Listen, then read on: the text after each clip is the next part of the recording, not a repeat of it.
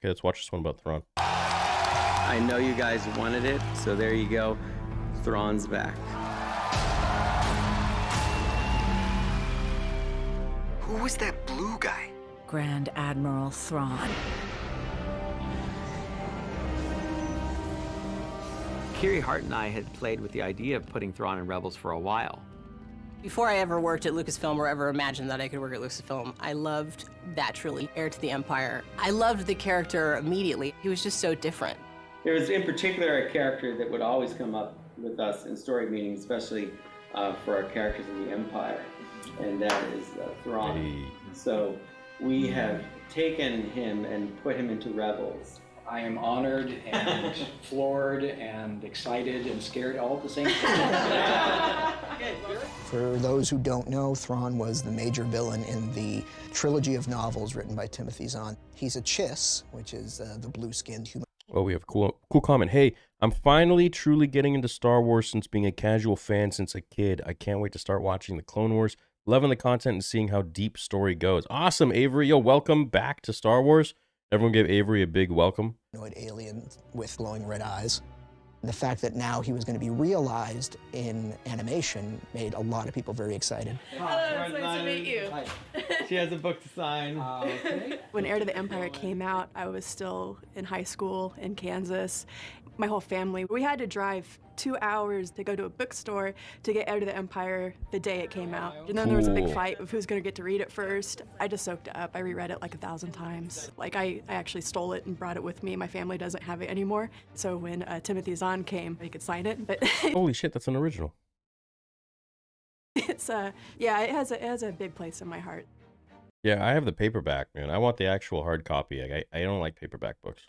Killian, the art director. They're like opening it and it's like, closing on itself, and you just, want to like lay it down, open it, like have a used book a little bit where it's just, the spine's kind of just flexible. He knows I'm a huge nerd, and so he's like, "You're getting Thrawn," and I'm like, "What?" Yes, I'm nerding out about it right now again, and it's been like months later. Obviously, Thrawn's overall look is something that was established from the expanded universe, but even there's still sort of, a range of questions you need to answer, least of which was what exact shade of blue is his skin. We knew his hair would be dark, but would it be black or would it be a dark blue? And well, his lips probably aren't exactly the same color as, the majority of his face would be. And also what happens around the eyes. There were different sort of approaches to how alien to make him. When I was doing the first initial study, I tried to get some of the facial features, the bone structure, to be a little bit less human, make certain things more prominent, like cheekbones, the brows, and everything like that. You want him to feel cool. a little bit off, a little bit different. How cool to be like such a huge fan of Thrawn, like, get that book, have that story in the 90s where like you have to share it with your siblings. You got to drive out to a 2-hour bookstore, and then you end up working on the character. Like, I remember my dream job was to work for Lucasfilm when I was a little kid. And people would always ask, what do you want to do when you grow up? I'm like, I want to make lightsabers at Lucasfilm. I want to do VFX. That's always what I want to do. Grand Admiral Thrawn. And then it changed. Grand Admiral? The Emperor reasoned. I like the way you've made him near human rather than human. So just enough difference in the facial structure. I assume you mean the rebels. And for those who are new here, Timothy Zahn, he created Thrawn. So. And their sympathizers escaped. I like the voice too. It's not so weird that it's going to be distracting. I would say Thrawn was the longest casting search I ever did for any character. And Lars, as soon as I heard him, this got to be very good. I hope he wants to do it, and he did. That HEDP is under rebel control. Destroy it. When you hire an actor, they bring their own sort of ideas and things that, Thrawn could be. And Lars, he was really menacing, but very low key in his delivery. So Thrawn became, not quite your typical villain because he did sort of deliver his lines, in a very sort of measured way. So we had to make sure with animation-wise to make sure that matched. I'm not accepting surrenders at this time. I want you to know failure, utter defeat. Militarily speaking, there's nobody who feels more sort of threatening and scary in a weird way than Thrawn. It's a different kind of opponent for our characters to face. He is somebody who has a focus, has a set of goals, and he has the long game in mind. The most effective villain is one who understands his opponent, right? And actually can think like them, can inhabit them. He will dissect the enemy before he meets them. So in studying an artifact, a personal artifact that's very close to Hera's heart, that's something that Thrawn will use against them later on. I need someone who sees a bigger picture. Where Vader was a danger mainly to our Jedi characters, Thrawn is a danger to everyone.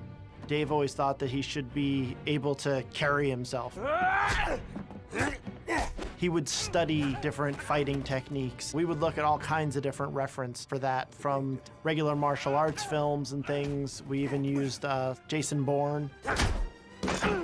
Some of my favorite things from season 3 is when Thrawn really goes full villain mode almost, just for like a second. It's like that crack in the veneer. And then he sort of remembers himself and kind of goes back down to Thrawn mode again. You don't get to see it often, so when you do see it, it really shows how sort of, maniacal and evil he can be.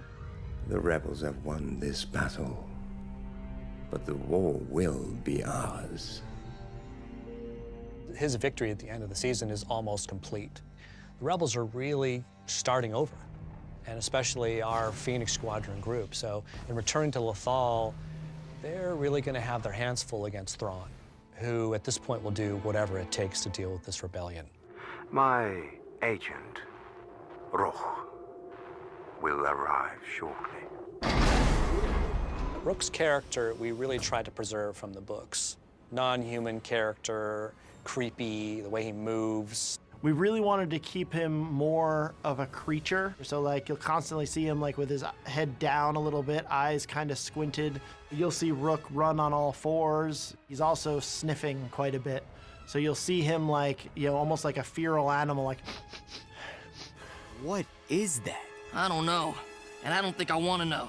Rook's going to play a major part in Thrawn's drive to destroy the rebellion. You can expect a lot more Thrawn in season 4.